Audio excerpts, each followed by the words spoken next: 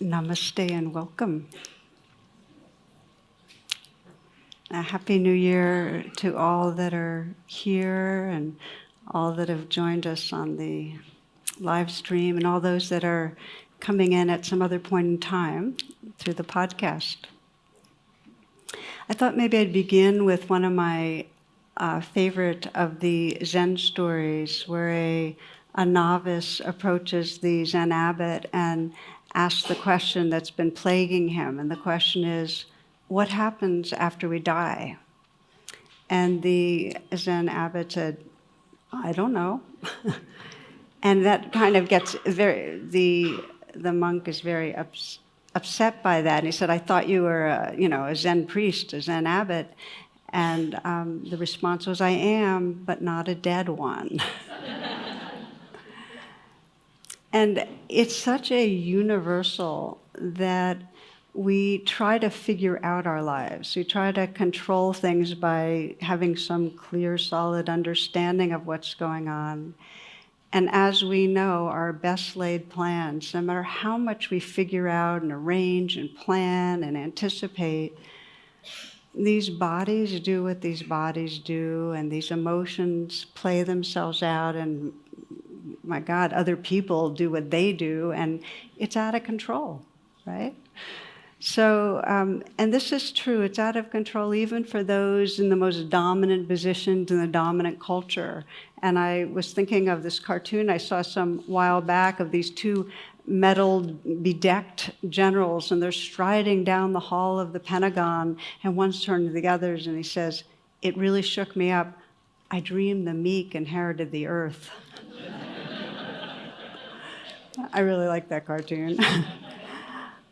So no matter the apparent power or control, no matter who's on top, whether it's, the dinosaurs or the pharaohs in Egypt or, the Ottoman Empire or, it all passes. Our childhood is past. It all passes.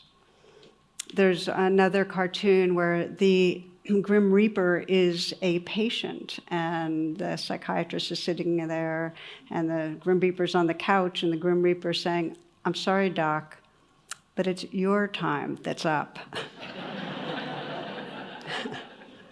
So it all goes, and we can't control it. And I think William James summed it up in a wonderful way when he said that the beginning of all religions, the first words of all religions were really help.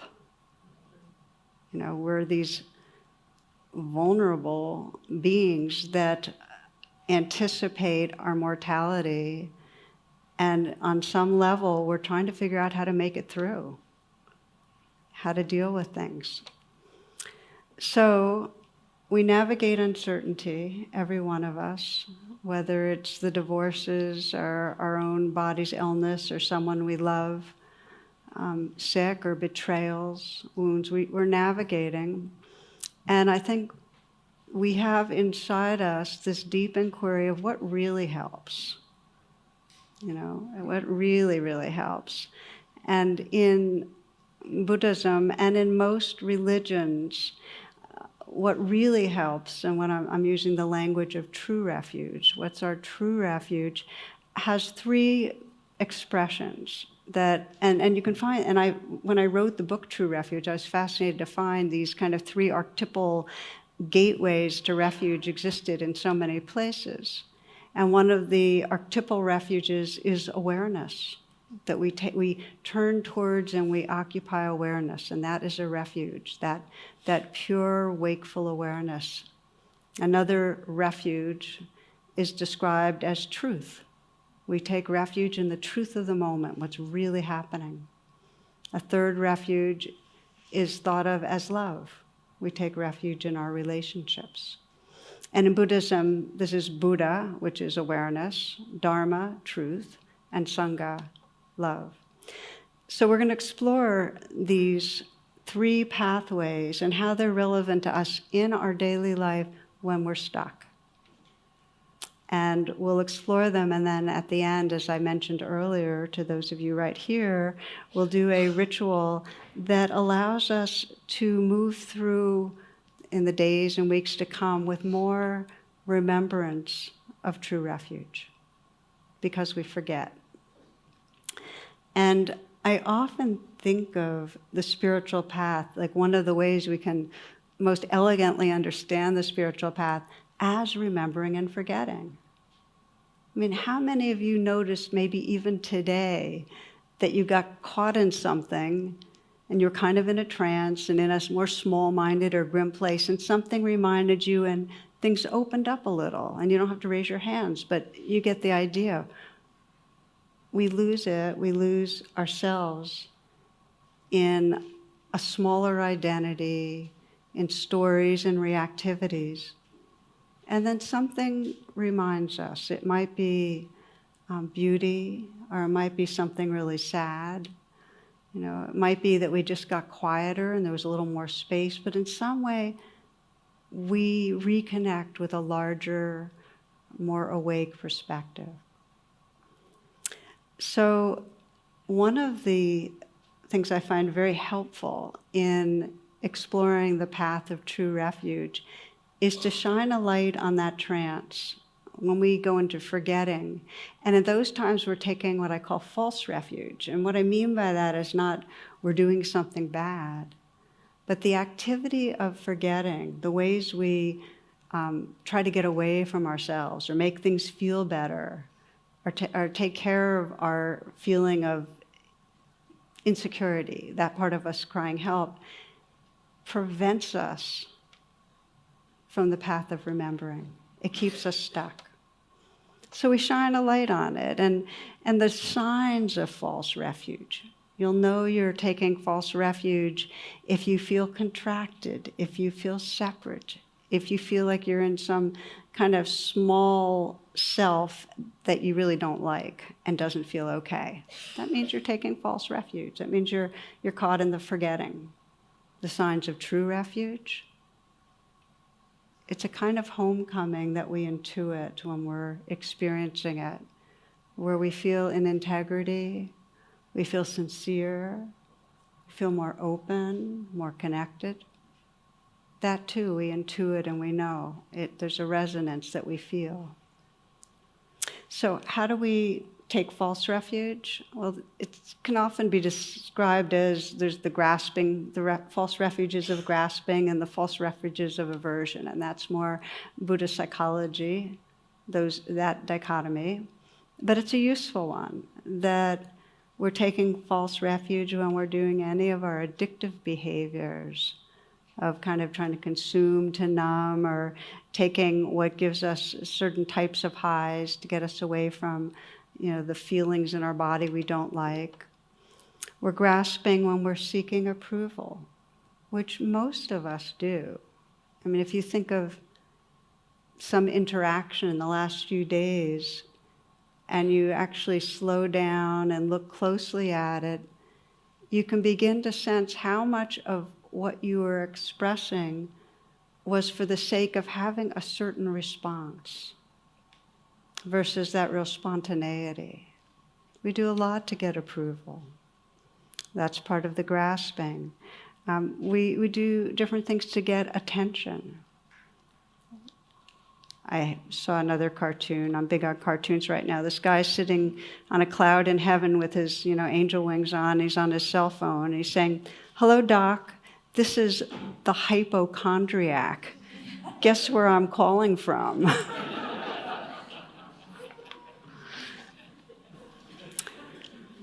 One of our false refuges is striving for perfection. Just this idea of how we're supposed to be and grasping after it. So you might take a moment to scan. So we're going to keep checking in tonight. And just for yourself, close your eyes and just sense in these last few days, and know that we all have, until we're free, have ways of seeking refuge that are actually from the forgetting part of us, part of being in a trance, driven by our limbic system. So just notice for yourself when you are chasing after a certain high or food or attention, chasing after accomplishment, chasing after being right, proving yourself.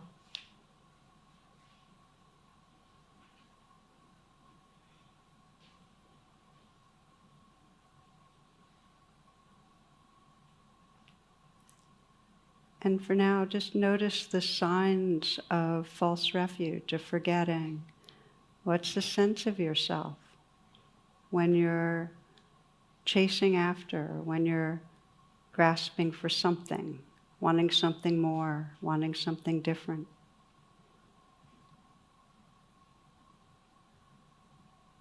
And do you like yourself?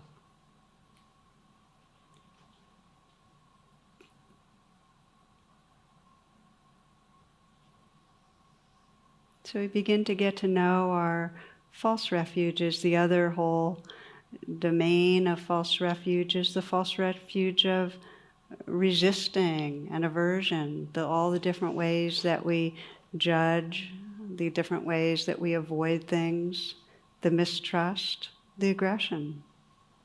And we'll scan also, but it's both in our individual lives, and of course it's in the culture, the false refuge of being aggressive and attacking and so on.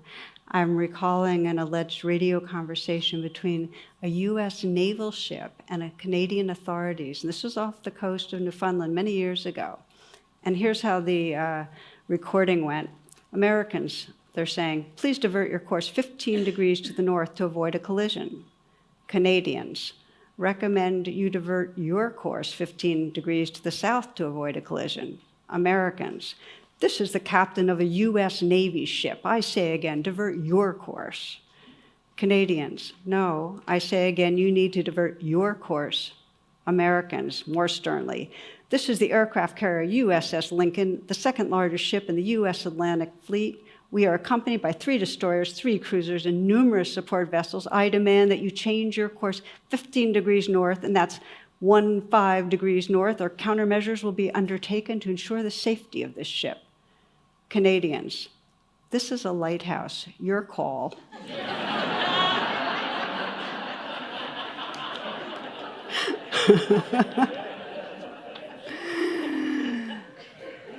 So much for aggression. So again, let's do a little quick scan for ourselves and just notice today, yesterday, when your false refuges, your ways of trying to control things were in the form of aversion, resistance, judging, aggressing, some way lashing out.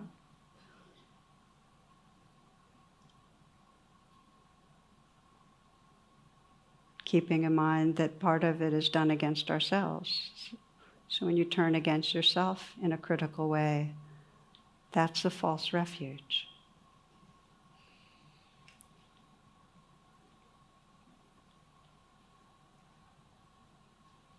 And again, as you reflect, just to get familiar with the sign of it, just to know, okay, so this is forgetting. This is the forgetting trance. What does it feel like?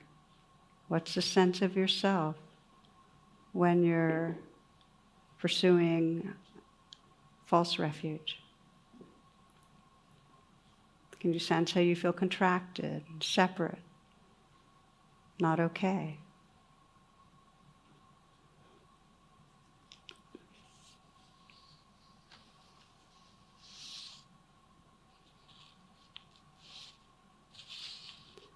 And just to keep note of that, and we'll keep going. You can continue to sit with your eyes closed if it feels more contemplative to you, or your eyes open, either way. When I wrote True Refuge, my motivation to writing the book was because I was in my own version of help. I was spiraling downhill in an illness. I'm much better now, but at that point, it was a total of 6 years of really losing a lot of physical capacity. And my false refuges during that time were obsessing on how could I fix myself, judging myself for not being a good patient. Like I was a spiritual person, but I was being impatient and I was being irritable with people around me and so on. I was constantly trying to fix what was wrong rather than just be with what was there. And I remember at one point really pausing and getting in touch with a lot of vulnerability And my prayer was, no matter the circumstances right now, may I love fully. May I awaken this heart and mind. And it was a prayer for refuge. It's like there was an inquiry in there as, how can I love fully? How can I awaken through this? And for me, the motivation in writing the book was it became so clear that yes, do whatever I could medically to take care of myself, but in a deep way, if I wanted to really love life and wake up, I needed to know how to remember to turn towards the awareness that's here. Turn towards the truth of this moment, refuge in the moment, and turn towards love. I needed to do that. It was the only way I was going to answer that cry for help inside me in a way that was liberating. So that motivated me to write the book. And one of the metaphors that most appealed to me as I was thinking of these three refuges was really of awareness as this ocean of our being. It's vast, depth beyond telling, open, includes all, awareness. And that Dharma, the truth, is these waves that come, and it's a living reality. It's like moment to moment, can we be aware of the waves that are here? And love, or Sangha, was really the ocean cradling the waves. It was the relationship between the waves, realizing it's all water. It's part of the same oneness. That love that comes up with that. That metaphor helped me. It was like really taking refuge in living, loving awareness, was the way I was thinking about it. We're going to take them one at a time and practice with each of them. And I'm going to shift the order around because when we are learning to meditate, when we're learning to take refuge, we begin usually with the waves. You have to be somewhat quiet to start with refuge and awareness.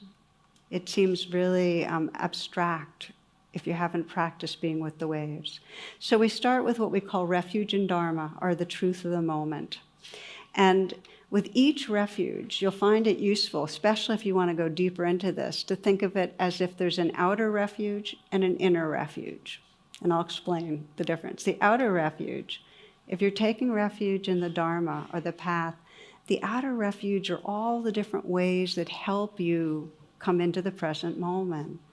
All the teachings, all the books, all the practices, whatever it is, the retreats, the podcasts, whatever helps you, oh yeah, remember, let's be right here in the moment. That's the outer refuge, whatever helps to remember presence. The inner refuge is this pausing and really coming into the moment in our body right here and now. And the key step, if you want to authentically take refuge in the Dharma, in the truth, is to wake up from the stories in your mind. To wake up from the stories and come into the aliveness that's right here, right in the body. It's the willingness to feel. And it can decondition decades, and I mean decades, of habits of addiction, habits of reactivity, habits of avoiding intimacy. If you take refuge in just this moment and say, okay, what's happening right here and now? You can begin to heal. The key is self-compassion. You can't take refuge in the waves if you don't do it with kindness towards the waves. So let me give you an example. For one friend, and this is a woman with tremendous amount of childhood trauma and abuse, and then addiction that came after that.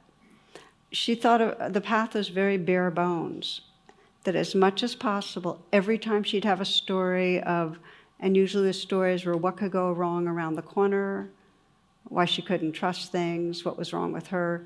No matter what the story was, the practice was come out of the story, come in as much as possible to just breathe with and feel what's here with, and when I go like this with my hands, it's with kindness. It was that basic, over and over and over again, out of the story, into my body, breathing, with kindness. This is refuge in the Dharma. This is right coming into the present moment. And I want to read to you something she wrote, I think about 2 years ago. 14 years ago today, I sat handcuffed in the back of a police cruiser in blazing Texas heat, trying not to vomit and praying that God would just take me on the spot because I knew my life was over, finished, ruined. I did not get sober by choice, and this path of recovery certainly hasn't been easy and sometimes has been quite imperfect.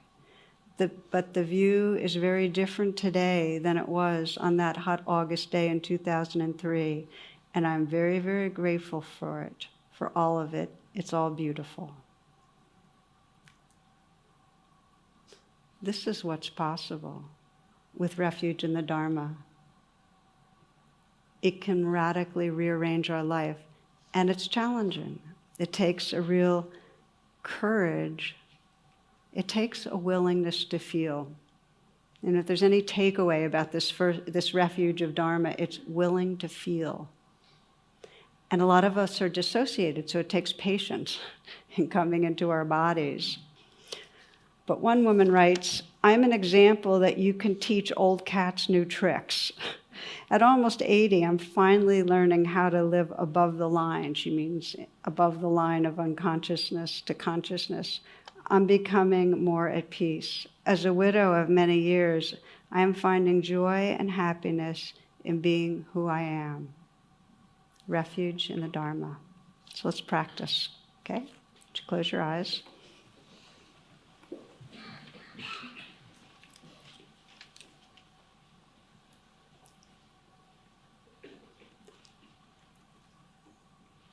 Taking a moment to bring to mind a recent pattern of reactivity where you got angry or hurt or frightened. Might have been with others, might have been at work.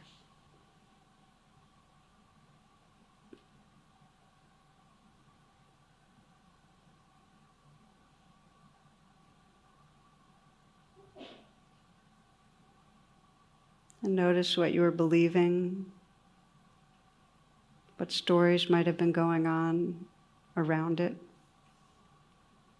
Who's right, who's wrong, what's happening, what it means about you or your value. Just anything you can sense on the level of story.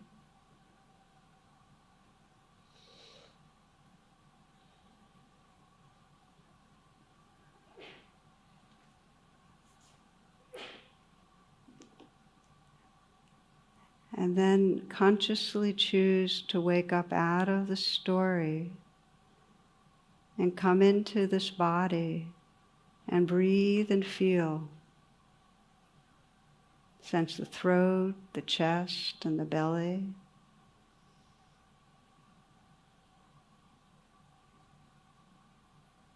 The Dharma, the waves, the truth are a very embodied experience.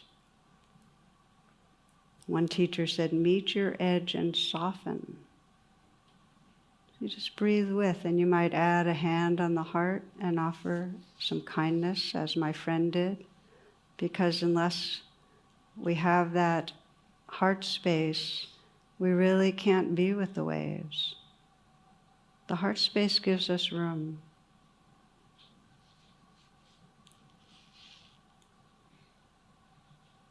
Meeting our edge and softening. And just notice, even as you begin to take this refuge of Dharma, coming into the present moment, there's a sense of your being when you start remembering.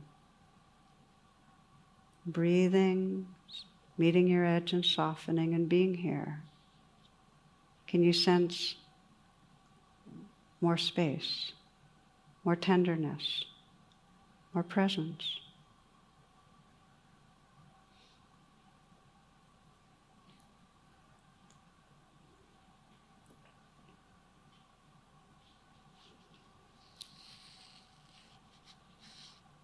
You can keep your eyes closed for a few moments, and I'll share that when I did this practice when I was sick because this was taking refuge in presence was really, really essential.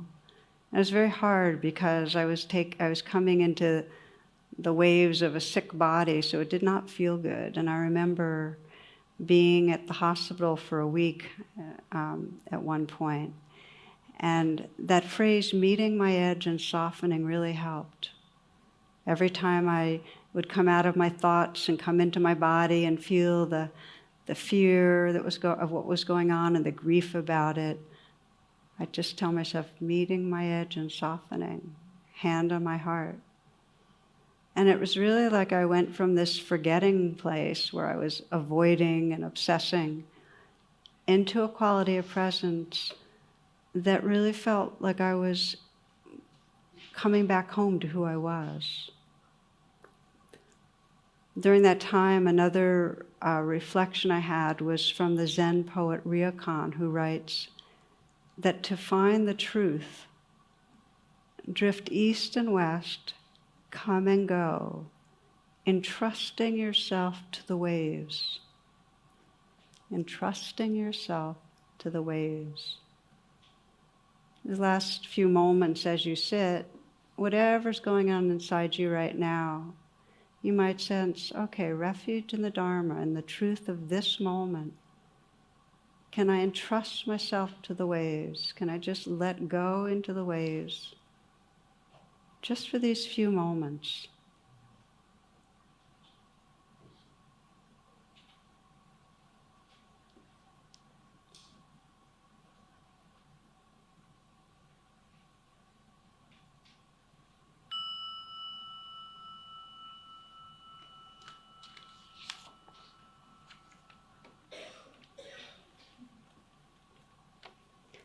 The second of the refuges, the first is Dharma, or the truth of the present moment. The second is described as Sangha, or the relational world and love.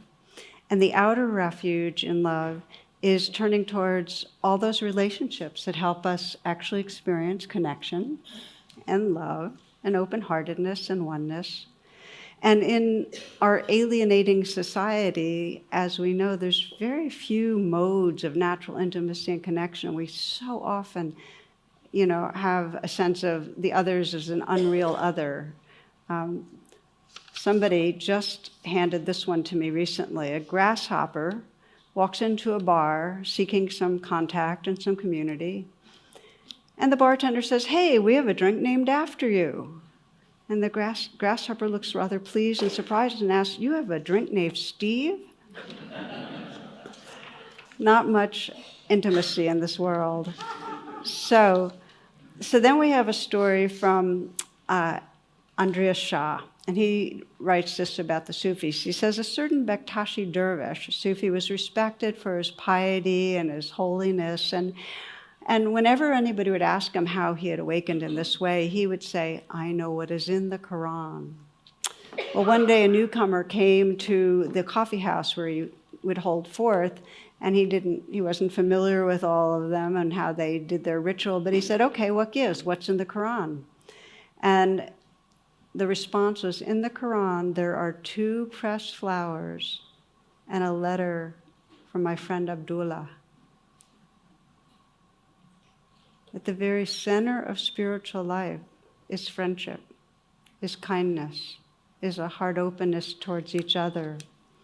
And so refuge in Sangha or in love is consciously bringing our attention to our relationships. And for some of us, it's to relationships in a meditation community, or it might be a 12-step community, or another form of healing community or church. In our Buddhist sanghas, we have what are called Kalyana Mitta groups, our spiritual friends groups that meet every other week and share about their lives, and it's all grounded in the teachings and the practices. And most intimately, it's with our friends and our colleagues that are awakening together, that remind each other of our goodness and support each other. I was at a retreat recently, and one woman described how over the holidays she was with her now adult child, who said to her at one point, "I have to say, I always knew you loved me, and I feel like that's why I know I'm basically okay." And for this woman who had the normal self-doubt about, was I a good enough mother, it melted her self-doubts. That was refuge and Sangha. And we need to tell each other because we forget. I mean, if we knew how powerful our words were, and our touch, and our expressions, when we're in some way sending care, if we knew, we just wouldn't hold back our love, truly. One friend of ours of the community here, a fellow teacher, had major heart surgery about 3 years ago, very much knew the risk she was entering in on, and reflected on what she wanted to communicate to dear ones, as if it was the last time she could ever share with them. And so she said, inquiring within at this time of stillness, I'm asking myself, what's the most important message? And it's this, simply this: be kind. Be kind to yourselves, to one another, to all living things, and to our dear Mother Earth. And let that kindness bloom into action. This is refuge in Sangha, in love. And it's an important inquiry. What would your last message be? You know, if you were at the end of your life looking back, how would you want to be living today or tonight? How would you want your next interaction with a human to be if you knew, or an animal, non-human animal, if you knew really the power of your words, your expressions, your touch? What would matter? So at our refuge, we bring more consciousness to our relating. A number of people now are forming rain partners. It's something that people are getting a lot of benefit from, where we bring our challenges and process them in pairs in a way that helps each other remember I'm not alone and feel supported.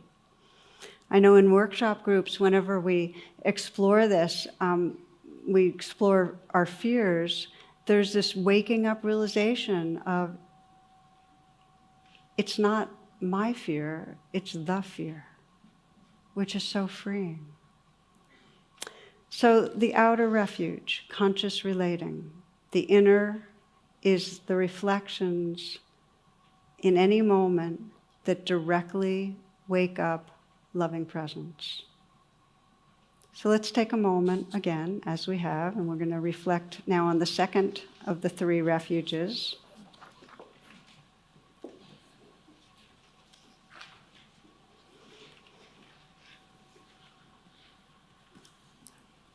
Refuge in Sangha. And as you close your eyes, you might listen to the words of Henri Nouwen, Catholic theologian, priest, wise being. He says, when we honestly ask ourselves which person in our lives mean the most to us, we often find it's those who, instead of giving advice, solutions, or cures, have chosen rather to share our pain and touch our wounds with warm and tender hand.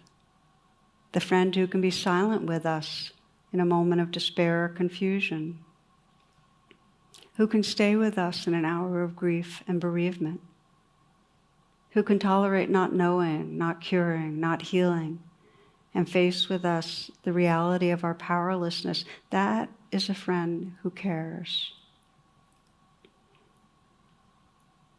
So can we be that for others? Can we let others hold that space for us? And can we be that for our inner life? So as you reflect on refuge in Sangha, in love, you might bring to mind someone you love, where the relationship's not too complicated, someone that you can feel a sense of belonging with. And this could include that someone could be a pet or someone who's no longer alive, a very young being, a very old being.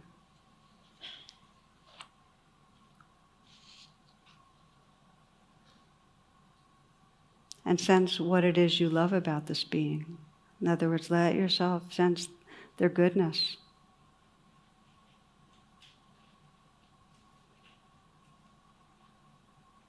Sense yourself feeling loved.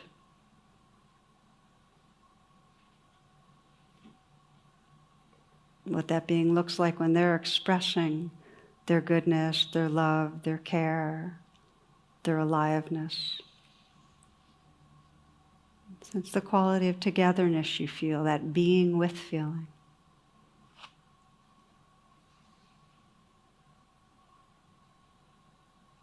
Who you are in relationship with, and feel it in your body. Feel the goodness and the warmth in your heart.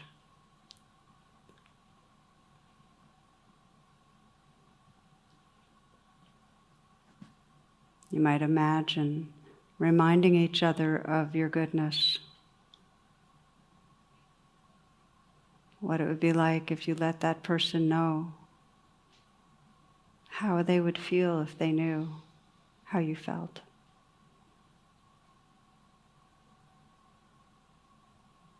Feel the connections, the warmth, and know that this is refuge and love. And you might sense who you are, your sense of your own being when you're feeling it. Sense a sign of true refuge. Enlarged, open, tender.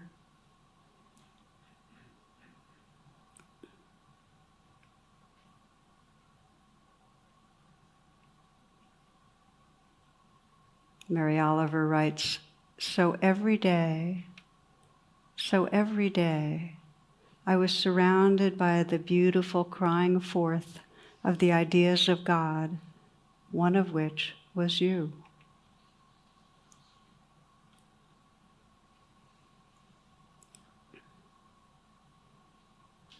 We're exploring refuge in the Dharma, or truth, which is entrusting to the waves. Love, sensing we're all waves, connected, belonging to an ocean. We'll move on now to the third refuge we're exploring together. This one is awareness, our Buddha nature. You can listen with your eyes closed or open. So the outer refuge is any expression of awareness or Buddha nature through others. It could be the historical Buddha, or Christ, or some bodhisattva of compassion, the Divine Mother, or any wise, loving teacher, friend, healer that to you expresses Buddha nature. You can kind of see that spirit and that luminosity shining through. So that in the outer refuge, they're reminding you. Like we would bow before a statue of the Buddha and sense that spirit just because it reminds us of our own awake awareness. That's the point of it, of the outer refuge. The inner refuge of taking refuge in the Buddha is really directly turning back and sensing this awareness that's right here inside of us in this moment. Now, when we're stuck, if you're moving through your day and you're caught in feeling jealous or caught in feeling judgmental or caught in feeling angry at somebody, it's very hard to say, okay, I'm going to turn my attention and sense the luminosity of my own unbound awareness. It just doesn't work like that. You're already contracted and fixated outward. So you need a bridge. And that's why the outer refuge is really a very powerful and beautiful pathway to the inner experience of Buddha nature. I'll give you one example of a woman that very much inspired me in terms of using that bridging to the inner refuge of awareness. And this is a woman whose daughter for a number of years was addicted to heroin and in and out of treatment centers. And each round she'd get cleaned up and then she'd relapse, and her mom would save her again with the money and this housing and so on. Very enmeshed. And for this woman, her false refuge was trying to control it by saving her and making it easier for her, and it just wasn't working. And so she, instead of doing that, she decided that she had to take true refuge by really surrendering this into the hands of something larger. I mean, her ego self could not control her daughter's fate.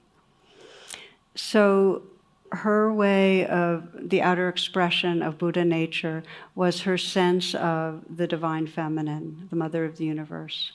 And she would kind of go like this with her hands and say, take it, I can't, I'm too small, just take this, all of this. And not like getting rid of it, but hold it, calling on something larger to hold it all, the wisdom and the love and the deep, radiant space of the divine feminine.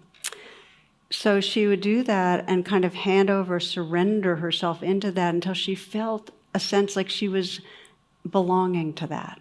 She was belonging to the goddess of the universe. She had more space, and in that space, all the grief that had been plugged up could begin to surge up and be felt, and she wept for several weeks, but there was space for it. She was belonging to something larger. There was a remembering of a bigger truth of who she was. She was more than that totally panicked mother that was trying to control things. So there was still fear and still currents of grief, but she was resting in a larger space of who she was, in a larger awareness. And from that place, she could be very compassionate towards her daughter, but absolutely hold the kind of boundaries that were necessary. Because I know how the story unfolded, her daughter had to hit a bottom when her mother did not do the flinch response, and actually has found her way out and is working with young women who are struggling. This is refuge in the Buddha, meaning refuge in Buddha nature, in awareness, using that bridge, but then finding out, actually, that's who we are. We can all take refuge in Buddha nature. And when our minds get quieter, and there are times we get quieter, and you can start sensing the space between the thoughts. You can sense in that space a certain luminosity, so that even as you sit here right now, you can sense that there is a presence that's listening right now. There's an awareness that's looking through these eyes.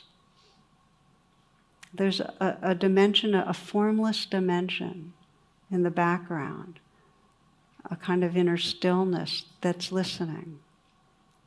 And the more you get a glimpse of that, the more you kind of turn the attention and sense that space of awareness itself, the more you're remembering really the empty, awake essence of who you are. So you might just take a moment now to close your eyes again, and we'll just explore this refuge in Buddha nature, and then we're going to actually do the refuge ceremony.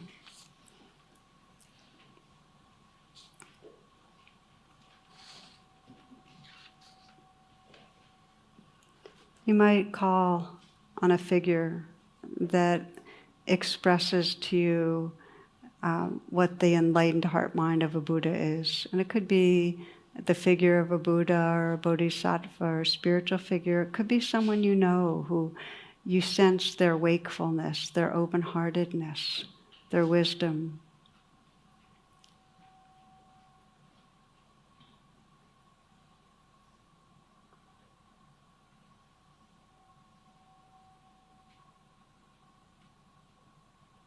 You might imagine the mind and heart of this awake being filling you. Just imagine that the spirit, the awareness, is the awareness that's filling you, and just sense its vastness and its lucidity. Imagine the heart, letting that warmth and sensitivity fill you. So really allowing that loving presence to surround and soak into you. And feeling how that tenderness and that radiance, that all-inclusive awareness can be living inside you right now. You might feel your body and heart and mind light up as if the sunlight sky is suffusing every cell of your body. shining through the spaces between the cells.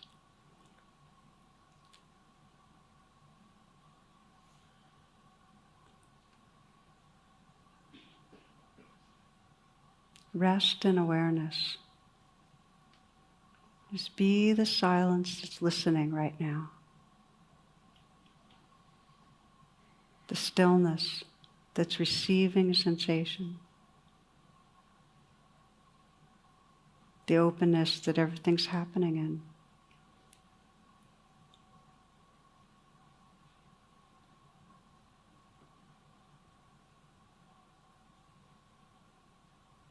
This space of awake awareness is your home. The waves that are occurring, the experiences of sound and sensation, the truth, the Dharma, and the tenderness that can include all of them, that can sense your human beingness and the others in your life. That vast tenderness, that's Sangha, love. So keeping these in mind, these beautiful pathways of homecoming, of remembrance, we're going to begin now with our ceremony. And you might open your eyes for a few moments just to give you a little bit of background to this. First of all, you might just start feeling the string in your hands. So in Buddhist Asia and in Hindu countries, this thread's a symbol of blessing. And blessing is anything that helps you come home to love, truth, awareness. And it's considered to be, this red is the thread from a monk's robe. That's the way it's imagined. And it's described as kind of a protection cord.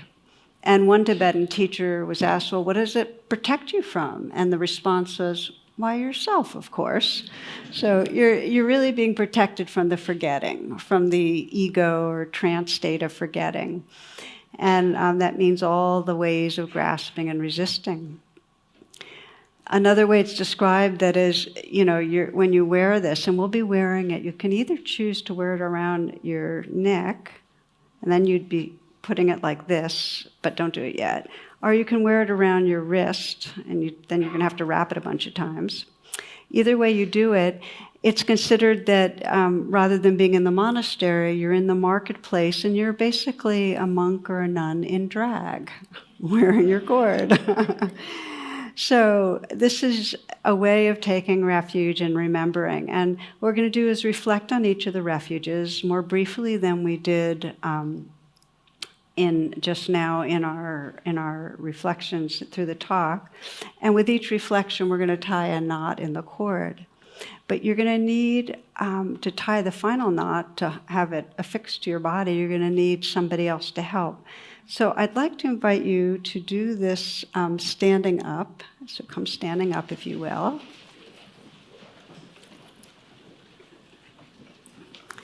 And if you could, before you start, find yourself a partner so you know who's going to be tying the final knot.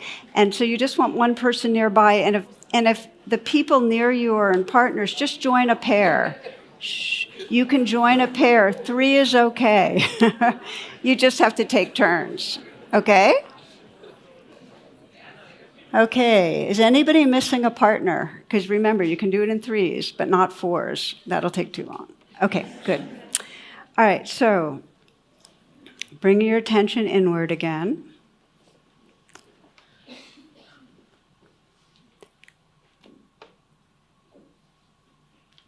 We begin, and we're going to do the traditional order from the Buddhist path, which is, I take refuge in the Buddha, and sense what that means to you.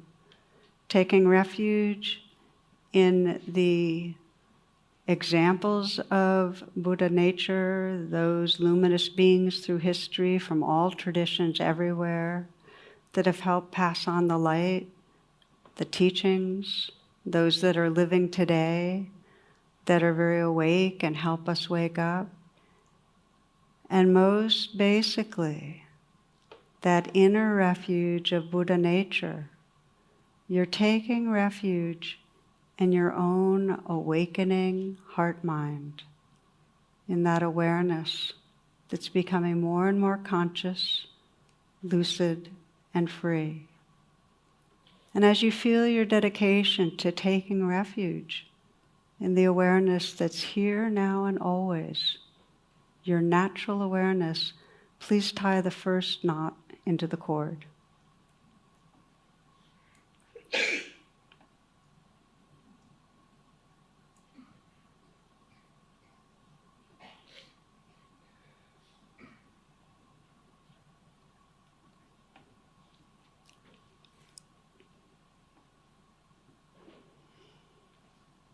The second of the refuges is refuge in Sangha, or refuge in loving relationship.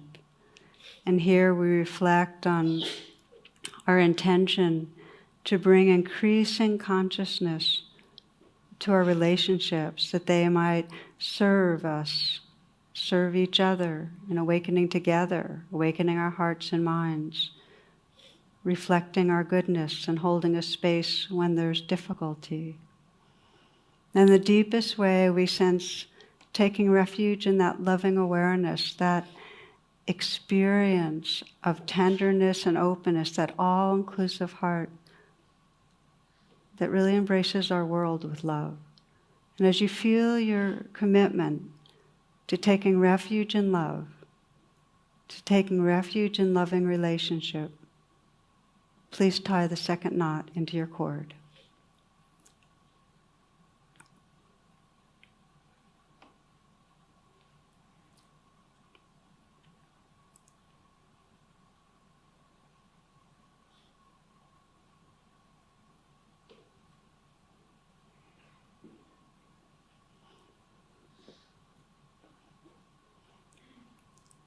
For all my good intentions, I got the order mixed up anyway. We've just done Sangha, so we're now going to do Dharma. It makes it more authentic when it's like this. So now we reflect on taking refuge in the Dharma. And the Dharma is known as the path, the truth, the very living reality of this moment-to-moment experience. So we take refuge in the Dharma in an outer way by committing ourselves to the classes and the reading and the practices that help us wake up presence. And you'll be taking refuge in the deepest way in Dharma as you dedicate yourself to deepening presence right here and now in your moments. So sensing that dedication towards presence. As you're ready, please tie the final knot into the cord.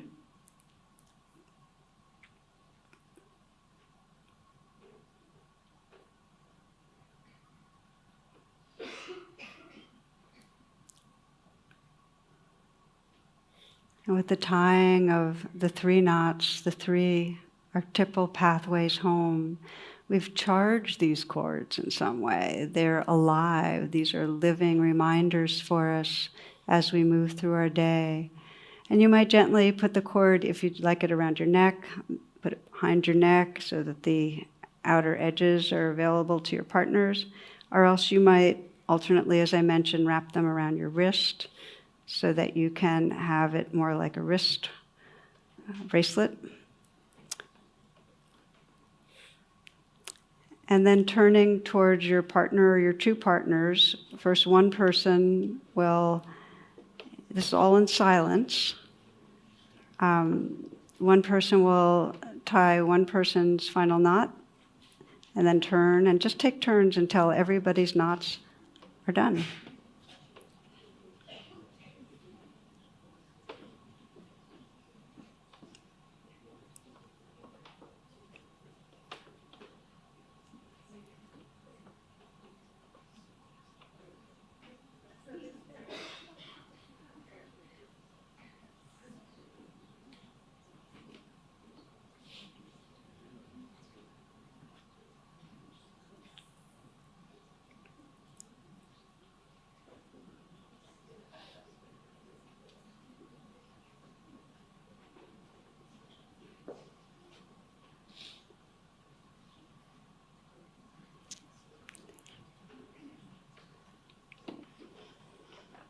When you're done, silently thank your partners and take your seats for the very final part of our ritual.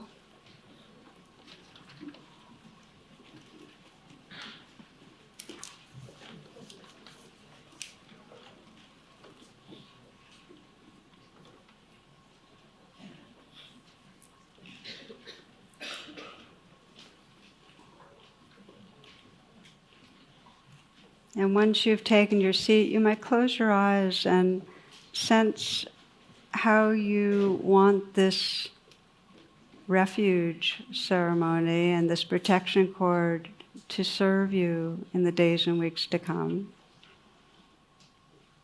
Some people don't keep this string on, but they put it on an altar or somewhere as a reminder when they get home. It can be done in many ways.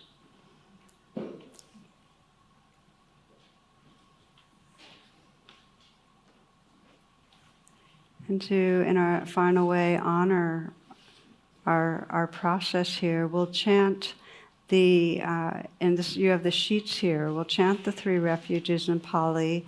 And don't worry at all about pronunciation, just chant along. It's really your sincerity that counts. So please join me.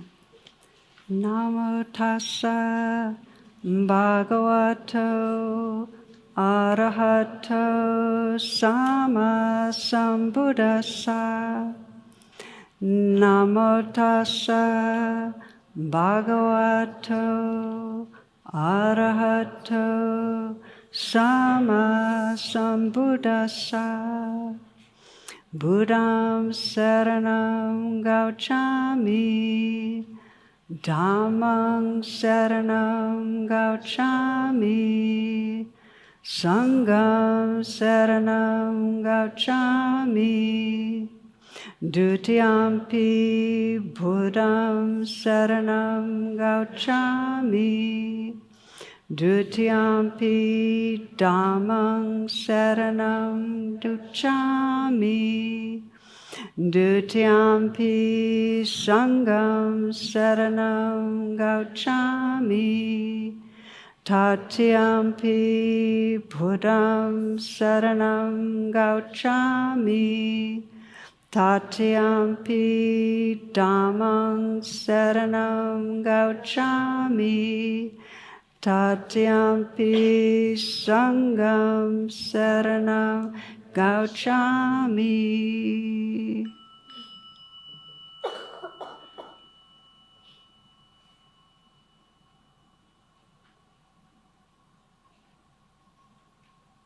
May we be blessed to remember. May we be blessed to remember the awareness that's always and already here, this luminous presence. May we be blessed to remember the present moment, this living wave of experience. And may we be blessed to remember the love that holds our life. May all beings be blessed to remember this loving presence, to live from loving presence. May all beings be peaceful. May there be peace on earth. May there be peace everywhere. May all beings awaken and be free.